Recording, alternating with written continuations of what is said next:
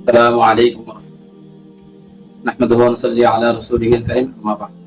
সুপ্রিয় দর্শক, আজ আমরা যে বিষয়টি নিয়ে কথা বলবো সেটি হলো আমাদের সমাজে মাযহাব নিয়ে অনেক বাড়াবাড়ি আছে। অনেকেই বলে থাকেন মাযহাব বলতে কিছু না, কোরআন হাদিসই তো সবকিছু, তো মাযহাব এখানে আসবে। তো আমি আজকে আপনাদের সামনে এমন একটি দলিল পেশ করব যে দলিলটি জানার পরে আপনাদের সকল সংশয় কেটে যাবে। আপনারা বুঝতে পারবেন যে মাযহাব এটা আল্লাহ তাআলা কর্তৃক কি মনোনীত, অর্থাৎ আল্লাহ তাআলার ইচ্ছাতেই মাযহাবের আপনার সৃষ্টি হয়েছে। যেমন আল্লাহ তাআলা কোরআনে কারীমের মধ্যে অনেক আয়াতের শব্দ আপনার মুশতারাক এনেছেন। মুশতারাক বলা হয় বিপরীত অর্থবোধক একটি শব্দ, মানে একটি শব্দের দুটি অর্থ এবং দুটি অর্থই পরস্পর বিরোধী, অর্থাৎ একেবারে দুই মেরুর দুটি অর্থ। তো এই কারণেই অনেক সময় মাযহাবের সৃষ্টি হয়েছে। যেমন একটা উদাহরণ দেই, এটা আমাদের দরসে নিজামের কিতাব উসুলুশ শারহ, এই কিতাবের মধ্যে আছে ইয়াতারাব্বাসনা বিআনফুসিহিন্না সালাসাত কুরু। এখানে একটি উসুলি আলোচনা আছে, সেখানে বলা হয়েছে যে মহিলারা 3 কুরু পর্যন্ত, তালাকপ্রাপ্ত মহিলারা 3 কুরু পর্যন্ত নিজেদেরকে বিরত রাখবে অন্য স্বামী গ্রহণ থেকে।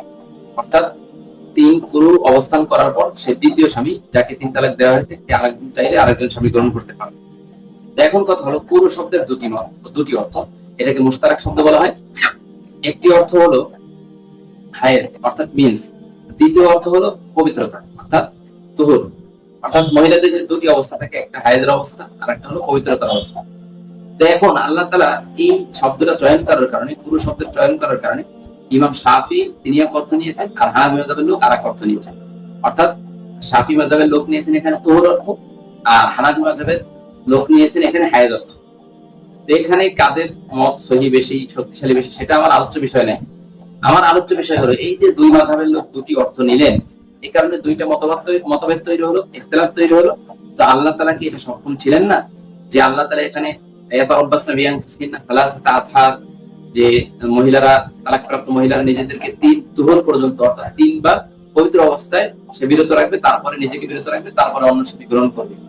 অথবা আল্লাহ তাআলা এটা বলতে পারতেন না হানাফি মাযহাবের মত অনুযায়ী যে ইয়াতারাব্বাসনা বিআনফুসিহিন্না সালাসাত হিয়াজ, অর্থাৎ মহিলারা নিজেদেরকে 3 মিন্স পর্যন্ত বিরত রাখবে অন্য স্বামী গ্রহণ করার আগ পর্যন্ত, তালাকপ্রাপ্ত মহিলা। এটা আল্লাহ তাআলা সক্ষম, আমরা জানি আল্লাহ তাআলা সবকিছুর উপরে, আল্লাহ তাআলা কাদের মতো, তিনি সকল বিষয়ের উপরে ক্ষমতা। এরপরেও আল্লাহ তাআলা কেন পুরো শব্দ যুক্ত করলেন? অর্থাৎ আল্লাহ তাআলা চান যে এখান থেকে এক একজন এক এক অর্থ নেবেন, এবং এটাই ইসলামের সৌন্দর্য, এক এক ফুলের এক এক ঘ্রাণ। এই যে বিভিন্ন মতভেদ, এক এক দেশের মাযহাবের মানুষের মন মানসিকতা, তাদের আচার আচরণ এক এক রকম, সুতরাং যে দেশের মাযহাব যেভাবে, সেটা তাদের জন্য মানতে সুবিধা হয়।